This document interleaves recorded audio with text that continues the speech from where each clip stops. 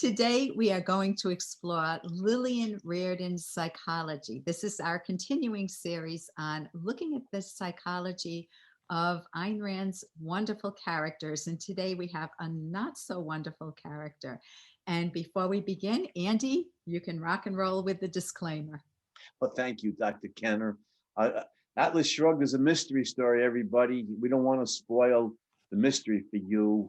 There's no way to discuss these characters meaningfully without big spoilers here. So my advice is, and I think for everybody, I think my advice is read Atlas Shrugged and then come back and listen to this series. This series is going to be up on YouTube for a long time. So read the book, have the joys of reading this mystery story about a man who said he'd stop the motor of the world, and he did, and then come back and watch this series. Big time spoiler alerts. Okay, you've been warned. Okay, so I'm going to rock and roll with Lillian Rearden.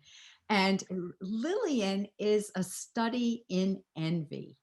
That's the overall theme. And we're going to first look at how does Lillian get her tentacles into Hank? How does she get a psychological foothold into Hank Rearden? So I will give a description of Lillian and then just show you the opening scene with Lillian. And then I will turn it over to Shoshana and she can, and then Andy after, and they can take it from there. So Lillian is described first. Lillian and Hank Rearden have been married for 8 years, and she is described as having a very graceful body. She's beautiful. She could have been on a cameo, but there's something really odd about Lillian Rearden. Even though she's beautiful, when she turns to look at you, her eyes are lifeless. They are empty. They're cold. And she also has another characteristic. And that is that she smiles, but her smile is an upturned crescent. That's phony. She has this gaiety about her that's not real, that's not genuine, that doesn't flow from her. And the last thing is that she is the queen of mockery and sarcasm. So I will start with the opening scene. Hank Rearden is coming home and he's carrying this bracelet that he made for his wife, or the woman who should be his wife. And it's the bracelet that's made from the first heat of his metal, Rearden metal, that's going to change the world. Everything about it is like the Iron Age, the Stone Age, the Iron Age, and we're going to have the Rearden Metal Age now because it's such a fabulous product. It's revolutionary. And she knows he's been working on it. She comes home and we're introduced to Lillian. And he says, "I'm sorry I'm late, Lillian, but today at the mills, I poured the first heat of Rearden metal." Guess what Lillian says? Zip, nothing. One method of an envious person is you don't give visibility for any achievements. And so he hands her the bracelet. He's on autopilot. It's for his wife, which shouldn't be Lillian. And he hands her the bracelet and she picks it up on two fingers, kind of dangling it. And she says, "You mean it's as fully valuable as a piece of railroad rail?" And she said, "Henry, it's perfectly wonderful. What originality." Now imagine this amazing metal that he's produced. "I shall be the sensation of New York, wearing jewelry made of the same stuff as bridge girders, truck motors, kitchen stoves, typewriters. And what was it you were saying the other day, darling? Soup kettles?" And he's thinking, what did they seek from him, his family? He knows something's wrong, and we'll be following his mystery. And she then picks it up at the end after they talk about how what would happen to Henry if he didn't have dependents like us to throw alms to. I'm paraphrasing that. And then she picks it up and she said, "A chain, appropriate, isn't it? The chain by which he holds us all in bondage." So here, what Ayn Rand has created in the character of Lillian is a mystery for Hank and for us as readers. Who is this woman? Why is she why all the mockery and sarcasm? What's important to her? why did she marry Hank? And the mystery just grows and grows. And I will hand it over to you, Shoshana, to take it from there. Okay, thank you, Ellen. I think it's very good that you pointed out that she is characterized by envy. And it's probably a good idea to make sure that we're all on the same page about what we're talking about with envy, because sometimes people equate or confuse envy with jealousy. You know, jealousy meaning I want what someone else has. Envy is destructive. I want someone else not to have it. You know, that it's better for someone. It's a tearing down kind of emotion. It's a deprivation sort of emotion. And you're right. I think it takes us some time to see what Lillian thinks is in it for her to tear down Hank Rearden. But we do see right from the beginning, from that scene you described, that she does it and that she knows how to do it, even if some of her efforts do not actually achieve the impression that she wants on the man that she's chosen as a target. Because it's kind of interesting. She wants to tear him down, but the reason why she's interested is that he's someone who is hard to tear down. You know, he's not an easy target. And yet you see Lillian is, she's apparently been experienced, because as we see, he doesn't like walking home to, I mean, he likes the walk, but he doesn't look forward to what he's going to see when he gets there, because he's met Lillian. He's seen Lillian in action, and now we get to see her in action too. I think you pointed out that one of the features of the scene is that she is not interested in the achievement or the symbolic value of the achievement, or in the fact that he wanted to offer it to her. Instead, she is into making him feel guilty for other things that he didn't do. And his mother is on the same track too. You could have called. You know, you never think of anybody but yourself. And, you know, Lillian also, everything that he does is wrong. Even the name that he prefers of Hank, she wants to call him Henry, which is the name his mother gave him. And I mean, Henry's an okay name. I don't mean to say anything negative about the Henrys listening to us, but that's as we now talk about someone's preferred name. Yeah, he would prefer to be known as Hank Rearden, and Lillian won't do that. You know, she's, even with something that simple, she won't call him by the name that he likes. And she, in a way different from a direct insult, you know, you're a lousy human being sort of thing, what she does is that she tries to produce what she thinks is the evidence of his being a lousy human being. She says she wants to make an appointment with him on a particular date. And oh, I'm always working. I don't know, I can't plan ahead. And she said, well, how about such and such a date? And then she says, ha ha, it's our anniversary, as if he's supposed to be embarrassed that he didn't remember. Now, as Hank himself thinks to himself, well, this doesn't really work if what she's trying to achieve is showing that it's not a day that I celebrate, which he could say. I mean, he could just push that right in front and say, yeah, that's right. You know, that was not a good day for me. Things have gone downhill ever since. But you know, but she knows he's not going to say that, because he doesn't hit back. Yeah. And so she makes fun of him for not knowing. And then because he's on the method of operation of acceding to her requests, even though they don't make sense to him, okay, Lillian, I will show up for that party. And, you know, why does she want it? What do any of them want from me? And but what we've seen is that all of her energies are toward tearing him down. And yet, because he's Hank Rearden, he doesn't get torn down all the way that easily, nor does he retaliate.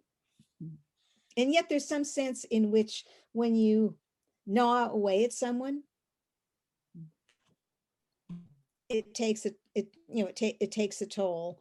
And we certainly have the idea that Hank Rearden, who doesn't get tired by working all day and all night on something that's important to him, 5 minutes in the company of Lillian, that's exhausting. That's, you know, that's exhausting, because it involves, I don't know what she wants, and essentially not reacting to the negativity that she's projecting.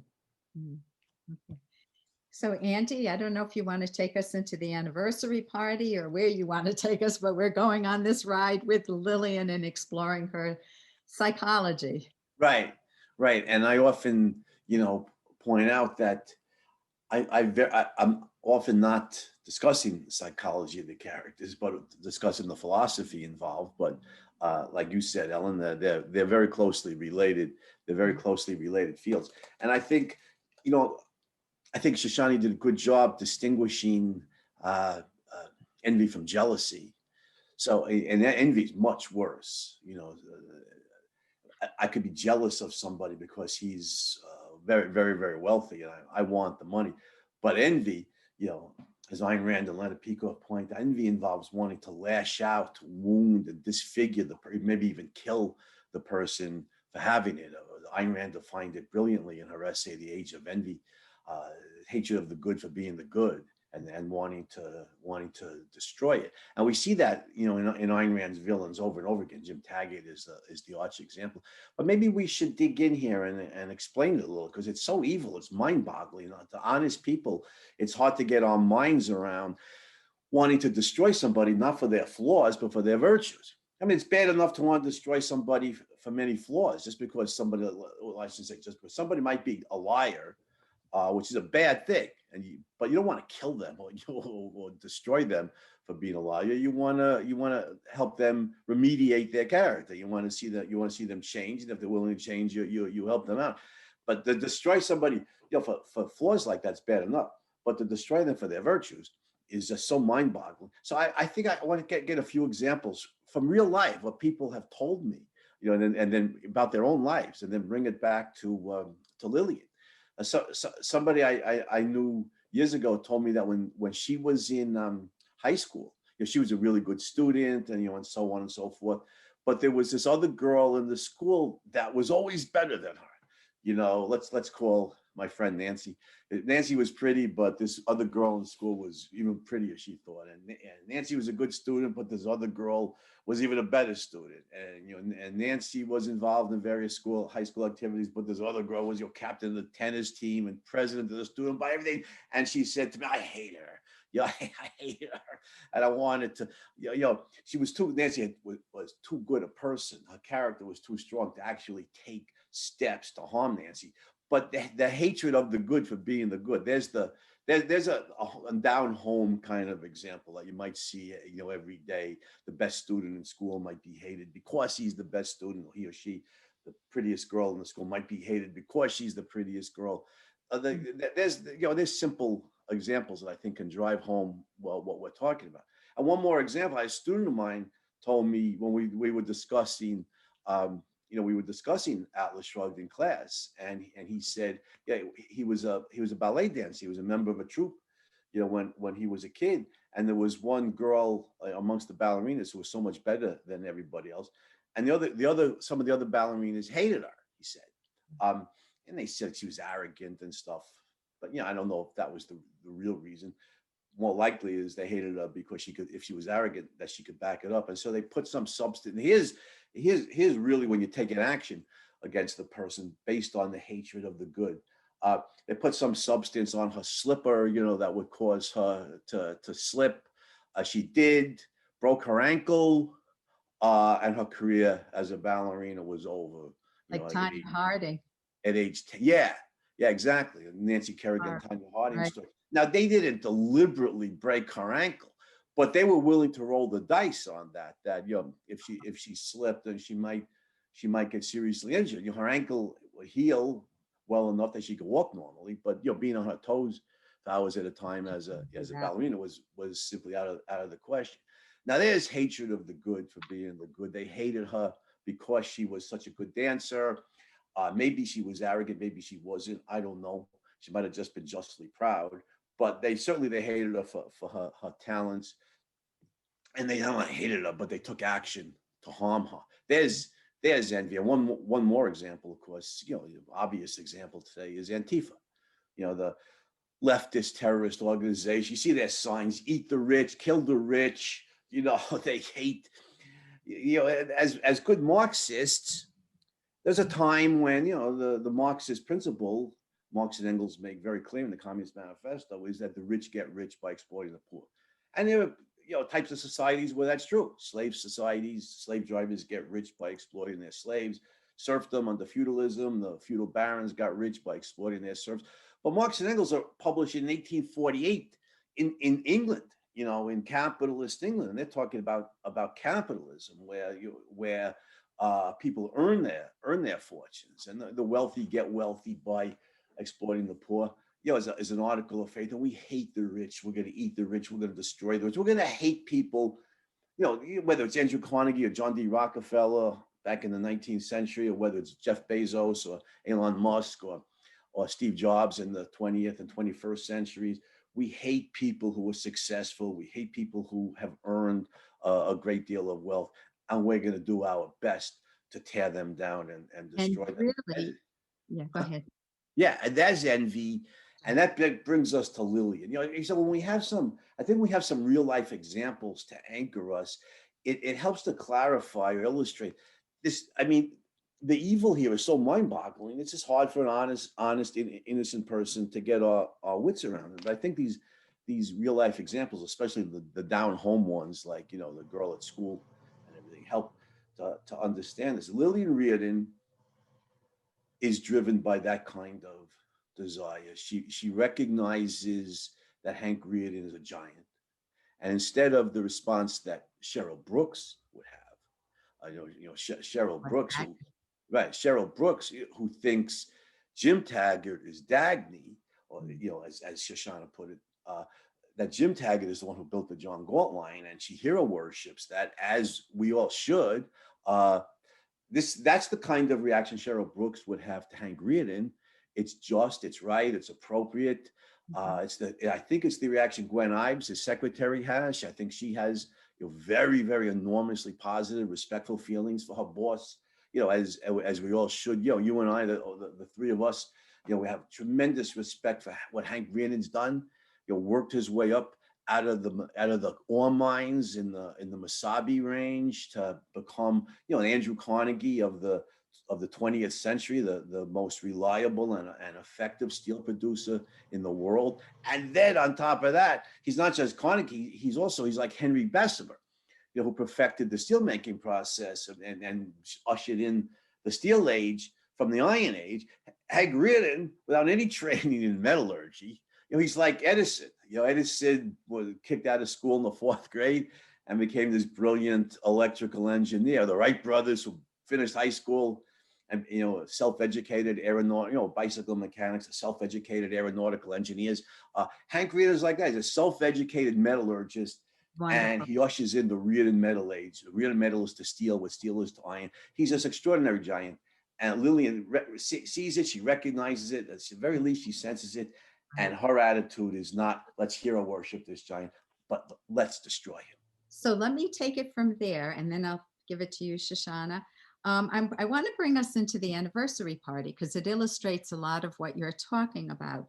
And so Rearden goes down, and he's so busy. He's got so much on his mind to run his business, and even political things he has to read that are going to eventually destroy him. But he instead knows he's got to put up with hours of boredom at his own anniversary party, but it gets a hell of a lot worse. He walks down the stairs, and Lillian is dressed probably in one of those empire dresses that she looks so gorgeous in. She's at the bottom of the stairs, and she usually is very tasteful with her jewelry, but today, for this event, she is wearing an ostentatious amount of diamonds all over, glittering all over, except for her arm that has Rearden metal, which makes it look like a hell of a cheap dime store piece of junk, of scrap metal, in contrast. And so Lillian's going around at the party, just showing off, and he's looking at the people that are there. His worst enemies are there. All of this intelligentsia, these phonies are there that he hates and have written horrible things about him. Scudder from the future has written that. And he says, don't ever invite him in this house again. And, don't bring me there. So Lillian is populating to celebrate their anniversary. She's populated the room, not with friends, but with his worst enemies and people who are equally envious and hateful. And on top of that, she's dressed glamorously, but in a real over the top way that doesn't make it look, it looks gaudy. And she's got the bracelet on. So she's at this party and she holds it up, and listen to the way she attacks Hank. She's showing it, and Dagny's overhearing this. Dagny has arrived at the party, and she's saying, "Why, no, it's not from a hardware store." She's holding the bracelet up, showing it to people at the party. "It's a very special gift from my husband." Oh, yes, of course, it's hideous. But you see, it's supposed to be priceless. And you see her sarcasm. She oozes sarcasm. Of course, I'd exchange it for a common diamond bracelet anytime. But nobody will offer one for it, even though it's so very valuable. Why, my dear, it's the first thing ever made of Rearden metal. So Dagny tears the diamond bracelet off of herself. She's on autopilot here. And she says, she said, "If you're not the coward I think you are, you will exchange it." And which is a wonderful line. And Dagny says, "Give me that bracelet." And so this is where Lillian's mouth turns into that phony upturned crescent resembling a smile. But just when you look at that scene, Dagny ends up with the bracelet, and then of course it affects Hank, and then he's all discombobulated psychologically. But Lillian's method is what we're looking at. How does she tear Hank down? By contrast, that ugly jewelry compared to what Dagny would look like in it. She just tears him apart. Her words are tearing him apart, and the people she invites. So already this is hell. She's brought him into hell when he's revolutionizing the world with his metal. So Shoshana, you want to Well, expand I think on that? you did a great job of explaining some of the tactics there. I think that the overarching thing of how she's turned him into a slave, because slaves are people who have to show up and do what they're told to do, and essentially he does not want to be here. Yeah. And this is a free country, but it's not free for Hank Rearden, because he's not allowed to do his work. He's not allowed to think about the things that are interesting to him. He's got to show up. And he's got to show up at this torture event where there's nothing for him to enjoy and everything for him to feel threatened, not threatened by in the sense that they can hurt him, but attacked. Here, this is like a gauntlet of people there to attack him, with Lillian leading the parade and featuring that very bracelet, which is where we came in. I think that when what you can see is that there's a sense in which Lillian is enjoying this, and yet, what's to enjoy? What's to enjoy? This for her is fun, that she's having an anniversary party and that she got him to show up when he didn't want to show up, and that she got him to stay there, even though he could have walked out the door, and that he did not throw Bertram Scudder out of the house. I think that part of what is interesting actually from the party is that he meets Francisco there, and Francisco seizes an opportunity, and that's interesting. Okay, because Francisco, whom we'll be talking about in the future, he's got a plan of his own, and here he is at this party, and he's not going to be part of Lillian's scheme of making Rearden uncomfortable, even though he knows perfectly well that that's why she wants him there. Of course, it's a social success to have him, but also Lillian knows perfectly well what Rearden is going to think when he sees the man who throws away his fortune sitting there.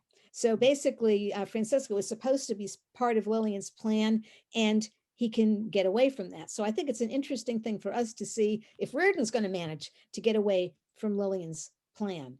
Okay, because Lillian is not all powerful, and we see it even in the fact that Francisco is there, and he uses this as a wonderful opportunity to tell things to Rearden that Rearden is so grateful to hear, and also to start some questions in his mind that will help Rearden figure things out later on. Now, a little bit ago, when Andy was saying he was going to give us another example, I thought what you were going to mention was a separate piece by John Knowles. Oh, yeah, good. Yeah, good example. Yeah, because you've talked about Finney and so on, and without spoiling that book for us, Because we don't want to do have to do more disclaimers.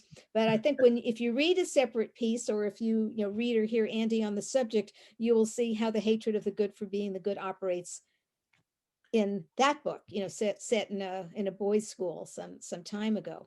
Yeah. And I think it's a really good analysis too, just of what it's like from the inside. Yeah. And yeah, thanks for reminding me of that, Shashan. John Knowles does a great job dramatizing envy in that story and its destructive impact on the good. And so does Peter Schaffer in Amadeus. yes, Also an yeah. envy story. But are you done, Shoshana? Well, I want to say one more thing just about Lillian, because we can already see what's going on here. She's very clever. She likes her intelligentsia crowd, the intellectuals and so on. But what warms her? What pleases her? What is she doing in life? It's not as sort of as if she's got a life and then this is a hobby of ruining Rearden, but she's got nothing else going on for her. That's what she is. And because we find out more about exactly what she has in mind, but even here at this party, there's nothing else for her to do other than deal with these other empty people and harm Hank. And Irene said that the way that, the question was, how did you think of Lillian? And she said, well, I sort of created her from Rearden. Who would be the kind of person who would be part of his personal life, who would be trying to harm him and exploit him. And she said, it's almost like Adam's rib. I created her from Rearden, the industrialist at home being attacked by someone who thinks of his business as his sin. And we see that, right? He says it's as if it was like a guilty love. And Andy, your next, Ayn Rand grasped the nature of envy so well. And a quick comment, people do use the terms jealousy and envy interchangeably, just colloquially. So you don't want to beat up on yourself if you say, oh, I'm so envious. Sure. And you say it with a loving smile. It means I'm very supportive of you, and boy, I want what you've got and I want to go get it. But Andy. First, I want to comment, riff on something Shoshana said about these other great literary works. And I think our viewers can read that John Knowles in a separate piece does a really good job of dramatizing envy in action. So is Peter Schaffer in Amadeus. And by the way, I think the antipode to that would make a really great section in a literature course, is to contrast it with Jack Schaefer's Shame, because the Shane's about hero worship, or at least that one. Shane's about several things, but it's not just a Western shoot 'em up, but it's about hero worship and who Bobby hero worships, who we should hero worship, how hero worship is a positive thing in human life, and it contrasts beautifully with the envy of makes a beautiful comparison and contrast with the envy in both Amadeus and a separate piece. But Lillian Rearden, Ayn Rand not always, but so very often dramatizing philosophy in action, showing us, in these real flesh and bone characters who are vibrantly alive, how philosophy consistently plays out in action. And Lillian Rearden is a Platonist. She is permeated, and this takes us right into the bedroom, Ellen, because she is permeated with a severe mind-body or soul-body split, and she's the one who claims to be spiritual and autistic and literary. And I shouldn't sound sarcastic. Literary and autistic is great. It's all good all the time. Except with her, it's like in quotation marks. Yeah, right. It's in scare quotes, right. And she, and she denigrates the things of the body, including, Rearden metal and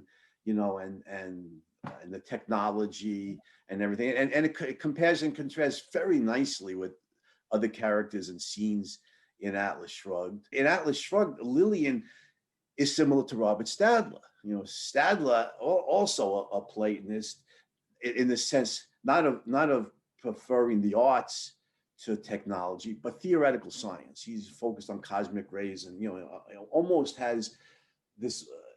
And these things from outer space, it's almost like a world apart from Earth. It's almost like a higher world, like a world of forms. It's similar in that way. It's something it's out of this world. And of course, what was Stadler's response to when he saw the hulk of Galt's motor? You know what he says to Dagny? You know what the problems in theoretical physics this inventor would have to solve in order to create this motor? And he stops. And then why would, if he solved these problems, why would he concern himself with this piece of sophisticated plumbing or something, he calls it.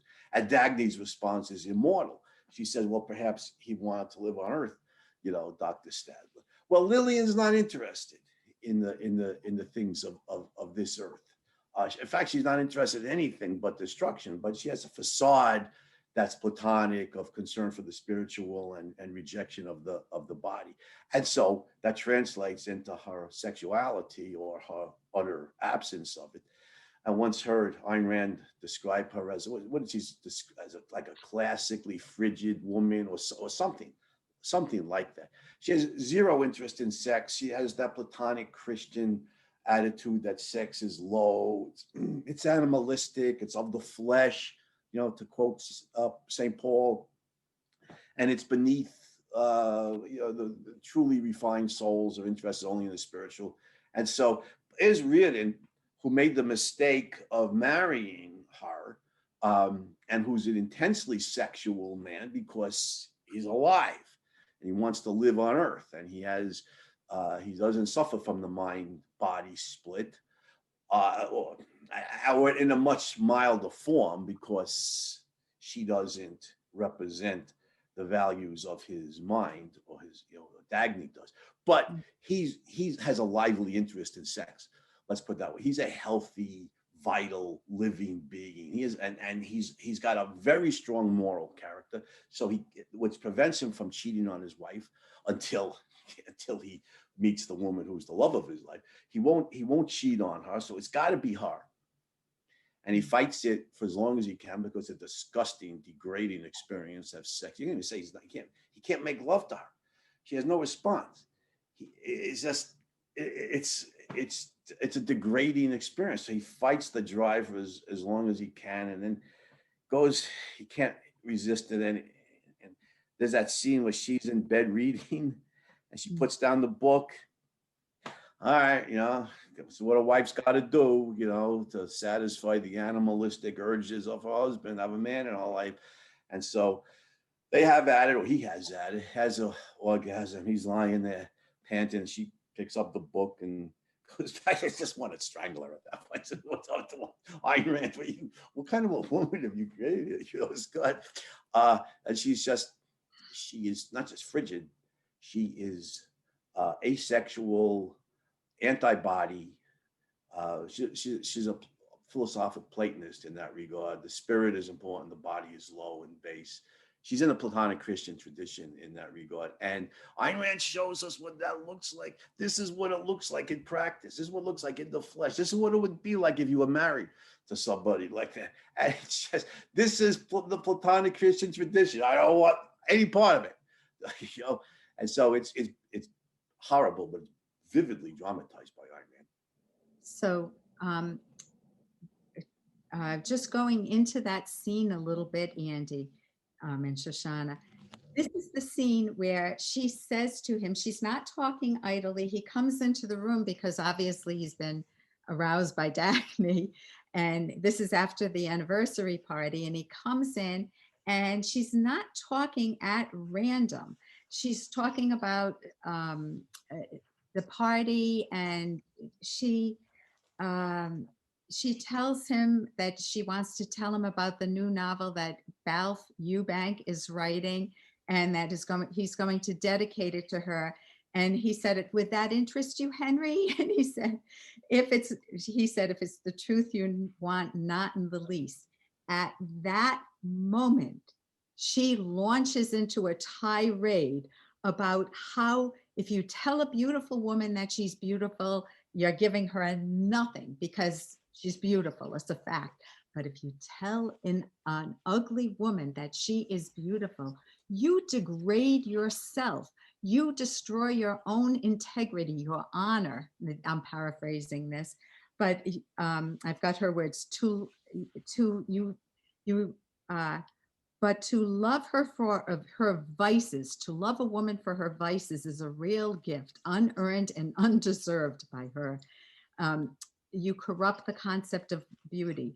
To love her and that is the real tribute of love, because you sacrifice your conscience, your reason, your integrity, and your invaluable self-esteem.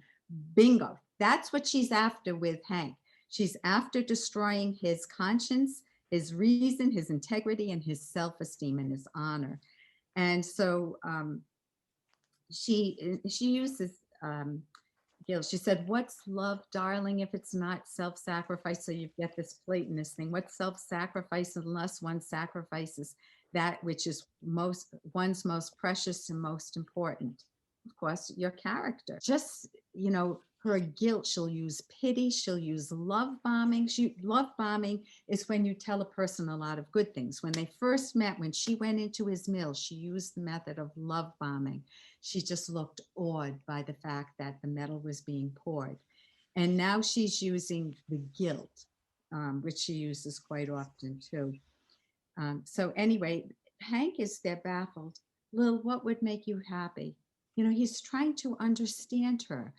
Lil, what purpose do you live for? Which I think Shoshana was talking about. What do people like you do with their time? What are you doing in life? What is your goal? And she just talks about this, that she likes non-material things. And that's that he can't get, he's just, and she puts her arms around him at one point, and he throws them off in revulsion. And so she knows that something, he's shocked by his own response. But it was like throwing off a whore with Lillian there. Right. So just bringing you into that scene, and we can move on from there if you want to take it from there, Shoshana. Sure. Well, actually, the scene that you I got wanted, to there is ahead, and yes, it's after the first run of the John Galt line. So yeah, at some level, she's not a complete idiot. She knows there's something different about him. yeah, he's happier. Yeah, You look he's better. happier, and of course we know why he's happier, and she doesn't know why he's happier. And Yes, so it's well, and maybe even at some level she's interested in that, because I guess a clean emotion would be, oh, he's happier, maybe now we can be happy together. But a more Lillian kind of emotion is, uh-oh, it's not working. yeah. Hank Rearden is happier. I've got to do something about that. I've got to get my hands on that. And of course exactly the things that she says are very destructive. Well, you should tell me what makes me happy. And it's such a contrast to the way things are with Dagny, who doesn't say, "Oh, please, Hank, make me," nothing like that. Dagny, because of his wrong ideas, he insults her. She doesn't say, "Well, you're not making me happy." She basically speaks from her own conviction and about her own emotions. And now let's Hank figure that out down the road. Lillian, it's all about how he needs to make her happy, which of course, since we don't know what would make her happy, and we already know from the opening scene, you would think if she were decent that she'd be happy she got that bracelet. I mean, that's a real tribute if she's even thinking about it. And as we say, he made it for the woman who should have been his wife, and that's not Lillian, but hey, she's got the bracelet. She could live up to that bracelet. And instead, here she is fussing without asking for anything in particular. And that's a problem, okay? When people complain without there being a way to fix it. Well, she doesn't want there She to says, be "Oh, you should figure out what makes me happy." Well, he but she knows what makes doesn't, him unhappy, right. She but doesn't she want won't tell him. it. She wants him to No, be in a state of angst where guilt. nothing, he can't take, yes, unearned guilt. Thank you. Unearned, Yes. you can, Yeah. Now, I think that before we were looking at the other bedroom scene, where he thinks of going, going there because, as you say, it's from his desire for Dagny, and that's the reason why he will not go there, but he does in that time remember how he'd thought of her when they first met. And when she looked at him and she looked at what he had done, and he thought, oh, she's looking up to it. And she thought, you know, this is my mission to destroy all of this. And so what's fascinating is that he can't quite understand what she's about. And here he also can't understand what she's about. And she's telling him, it's your job to figure out what I want. That's a kind of torture. It's a kind of torture to give someone a task that can't be done.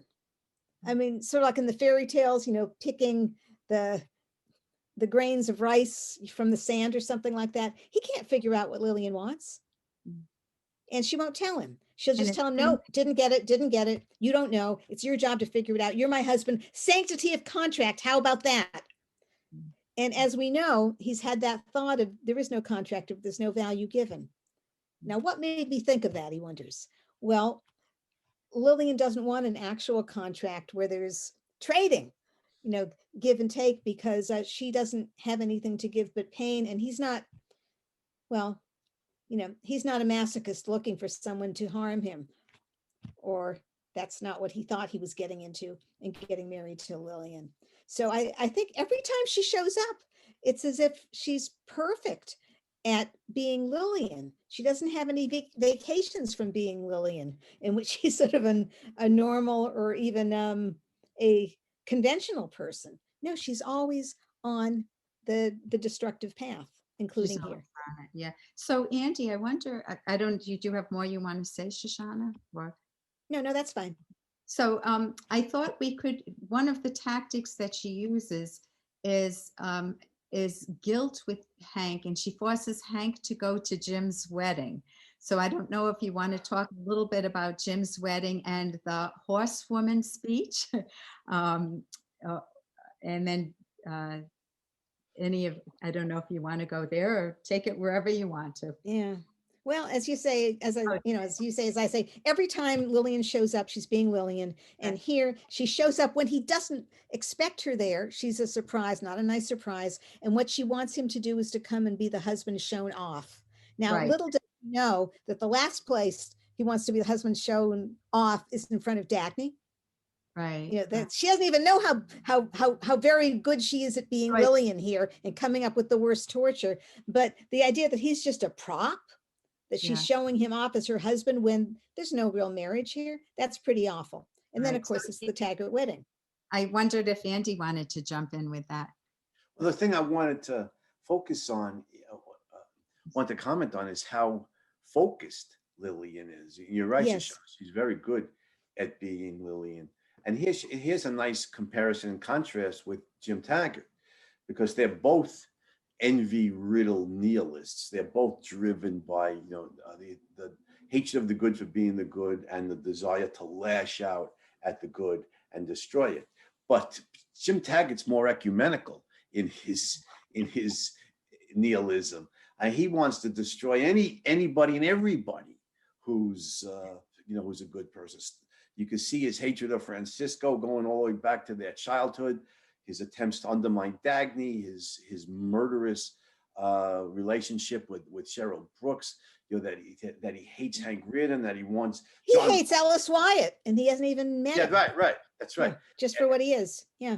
He doesn't want to turn off the Ferris Persuader later on, because Galt hasn't even screamed yet. He wants to kill Galt, even though he recognizes his own death will follow. So Jim Taggart's a man for an envy-riddled nihilist for all seasons. He wants to get them all. Whereas Lillian's much more targeted. She's much more focused. She wants to destroy Hank Rearden. She's a very particular target in mind, and that's what she focuses on. And she's very good at it. And if it weren't for Dagny and for Francisco, we don't know what would have happened to Hank Rearden. He learns a great deal from Professor Francisco d'Anconia and from Professor Dagny Taggart. He's able to throw off the Rearden is a subjectivist here. That is, he's not accepting the altruist code of Lillian as his enemy. He tells her at one point, I don't accept your code. It doesn't mean anything to me. I don't know why you tell me this. But he's a subjectivist in the sense that, well, who am I to judge? I have my standards and my code. They have theirs. Maybe theirs is right for them. I don't know. But he learns, to apply as objective a code to his dealings with people as he does his dealings with metal. He learns to be as objective in dealing with society as he does with nature, and then he throw off the self-sacrifice, the Kantian self-sacrifice demands of both his family and the political looters. And so Lillian's ultimate, she fails in life. Her goal is thwarted by Hank Rearden's own strength and We'll get to. honesty, and what he learns. What We'll he get learns to a little from later. Yeah. That's part of the, sure. That's true. And I think we hate Lillian so much that we want to think about the deliverance being on the way. But I think that even right here in this party scene, like the anniversary party scene, we've got Dagny and Francisco showing up, and Francisco gets to, make the money speech, and that's a good thing. And who did you think I was talking to the whole time? And we have a rematch between Lillian and Dagny about that bracelet.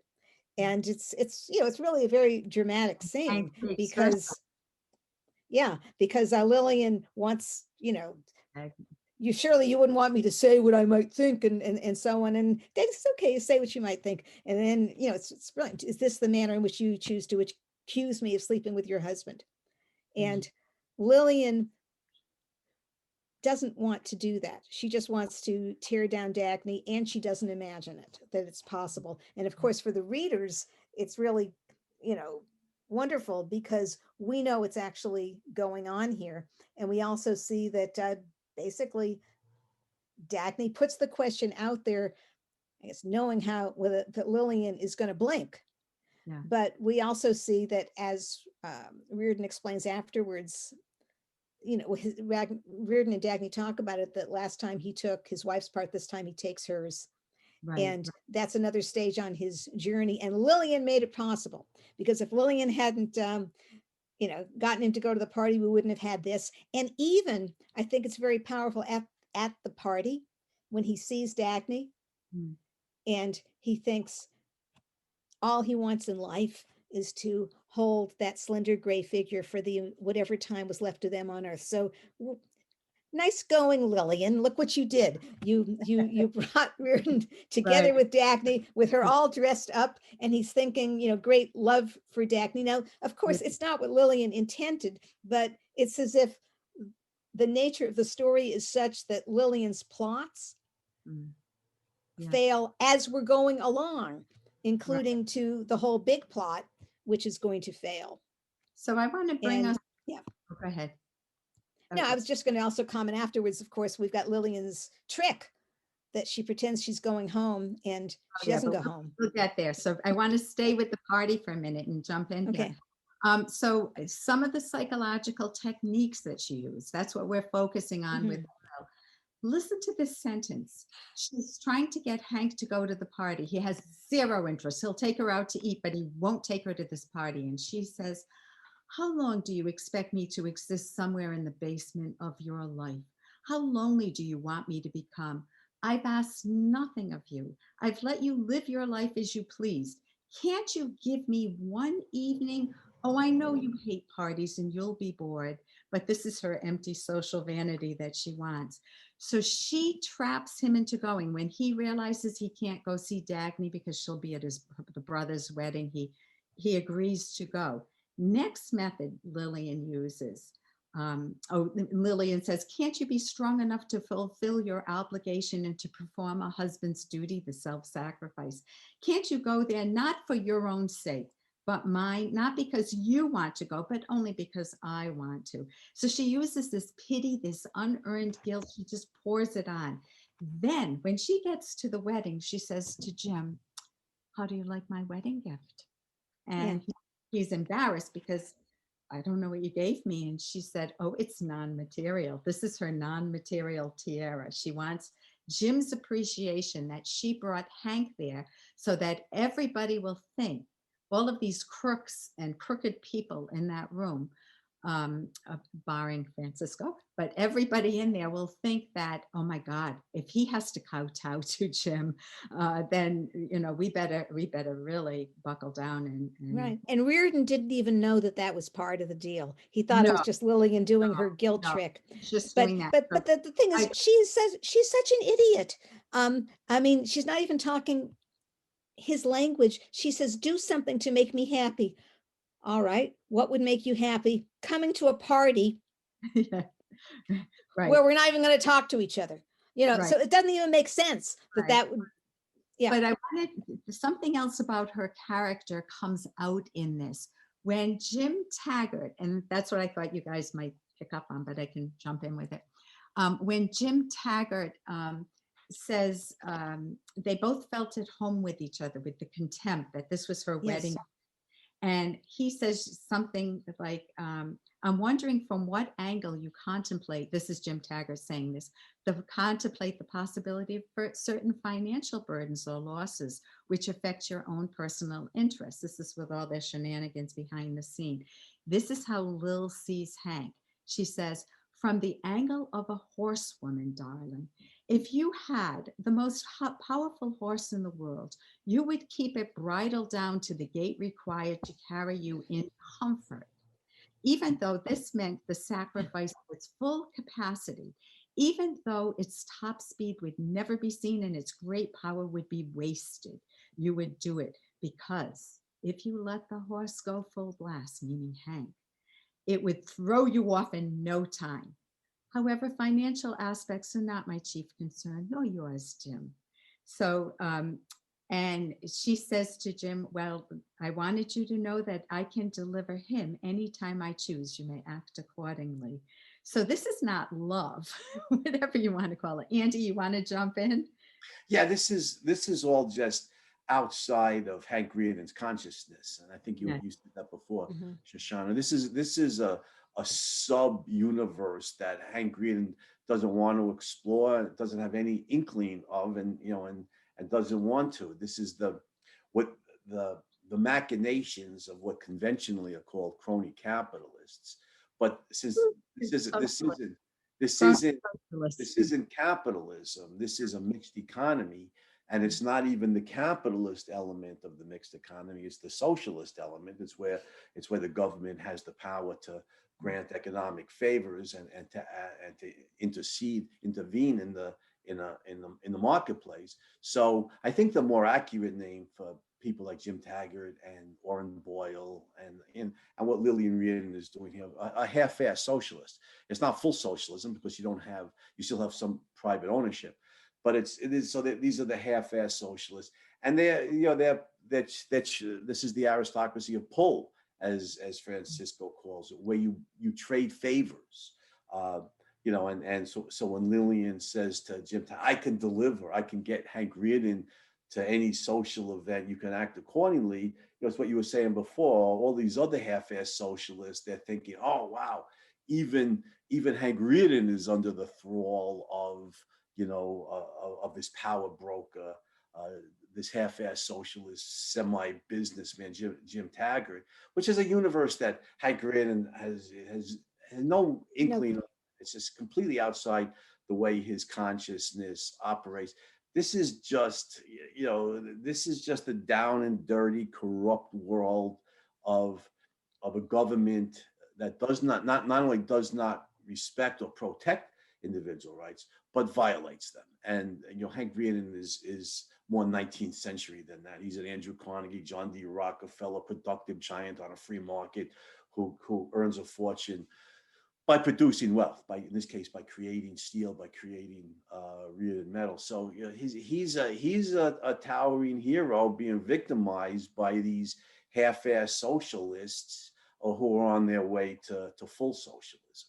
But he's the great unavenged hero to be saved or avenged by Galt's strike. So we're looking. You said sub-universe. I just want to pick up on that. You started by saying that she's in a sub-universe, and boy, she even said it herself. She said, "How long do you expect me to stay in the basement?" Right. Okay, so that's Lillian. She's down there in the basement, and And yet, of course, if the basement is the foundation, then you can bring things down anyway, but it's not honorable. Yeah, So I think she is the counterpart of those socialists. yeah. Yeah, and playing a dangerous game, because even without the ministrations of Professor Francisco D'Anconia and Professor Dagny Taggart, Hank Rearden is a very smart guy. This is the guy who invented Rearden metal. What if he sees through the facade and shrugs? Was if he partakes of the action? That's the whole theme. The whole theme of the novel. In fact, is when the title sequence is Francisco urging Rearden to do exactly that, right? To shrug. And so Lillian is attempting to harness the most powerful horse in the world.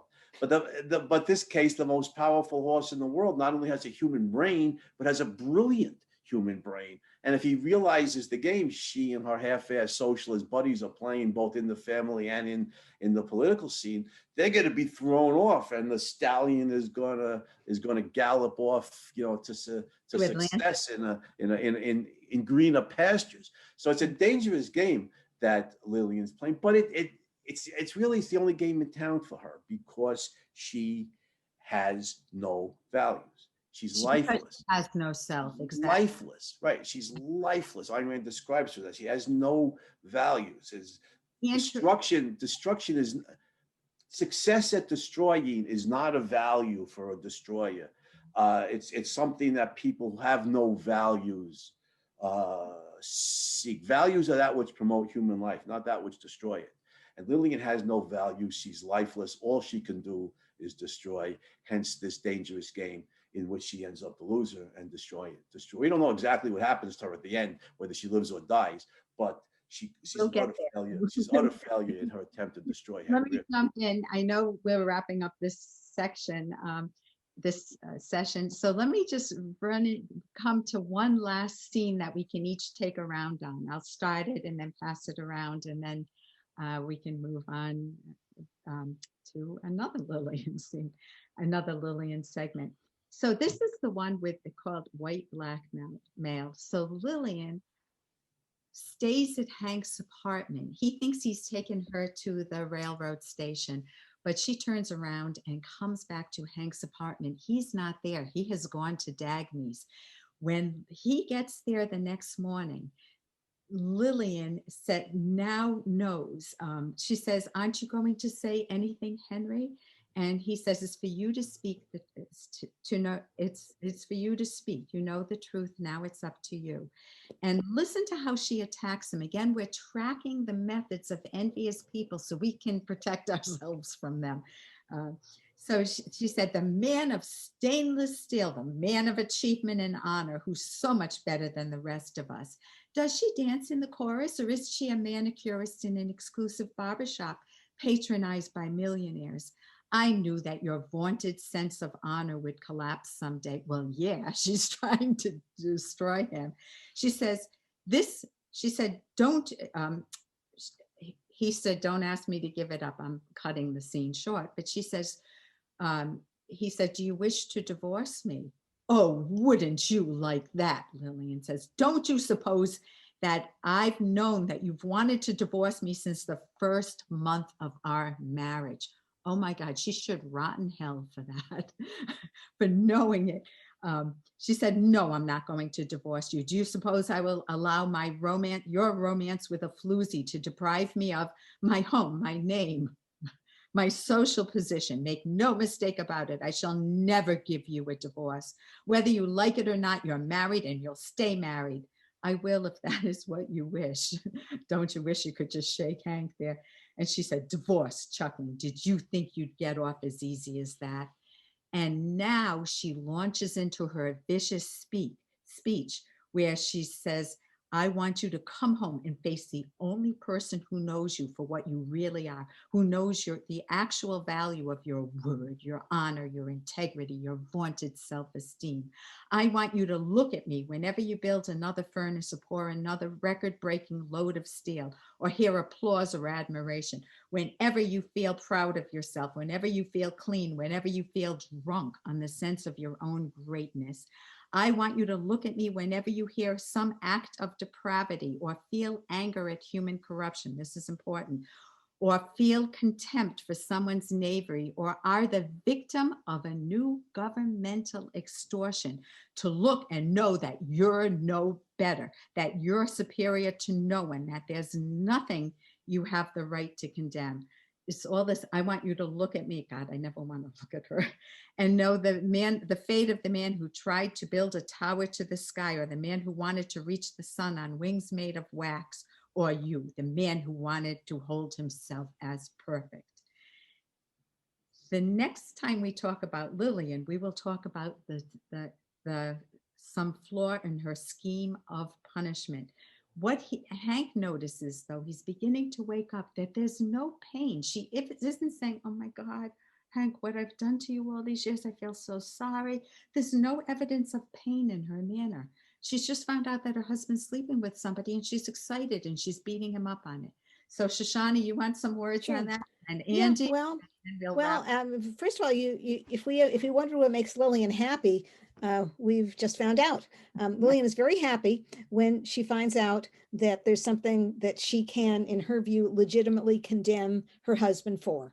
Yes. Okay, because, and the reason she thinks it's okay to do this is that he actually is playing along and believes it to some extent, that he's done something wrong. And we know that he said something like this back at Ellis Wyatt's house when he began the relationship with Dagny, that he also thinks there's something wrong. Well, there is something wrong, but it isn't what she thinks it is. And it isn't what he thinks it is, for him to try to maintain the marriage and while he's in love with Dagny. The problem is the marriage, not Dagny. But what she doesn't even know about Dagny yet, but what she knows is that she can tell him, "You're a bad man, and I know it, and yay," because that means I get to know that you look at me and see your own fallibility, your own flaws, your own immorality, your own corruption. She, as you say, she's not hurt. She's not hurt if my husband doesn't love me. She knew that he didn't love her. And she doesn't care about his love. If she ever did, she certainly doesn't care about it now. So she's happy because it looks to her as if he has fallen into an ordinary kind of corruption. And, she wanted it to begin with. Remember, at the party, she seemed to like the idea that he might find, and there's, maybe this attractive woman there that he'd be interested in. She sort of likes that idea. Mm-hmm. Right. In a way that makes no sense, but that would she even make it visible? So yay, she thinks that something good has happened. She's got a weapon that she didn't have before, and she is absolutely using it. And he is not saying what he could say, which is no. They'll get there, right? Yeah. So, but and so she's pleased. Yes, so she's go ahead. And one more thing is that she tells him that they're not getting a divorce. That's one of the things that's really very hard for Cheryl to hear when James says, "You're not getting out of this." Because she does the same thing. She says, "You will now want to get divorced." He says, "Not a chance. You're not getting out of here alive." So notice she's using threats now. She started with love bombing, then the sarcasm, then the pity.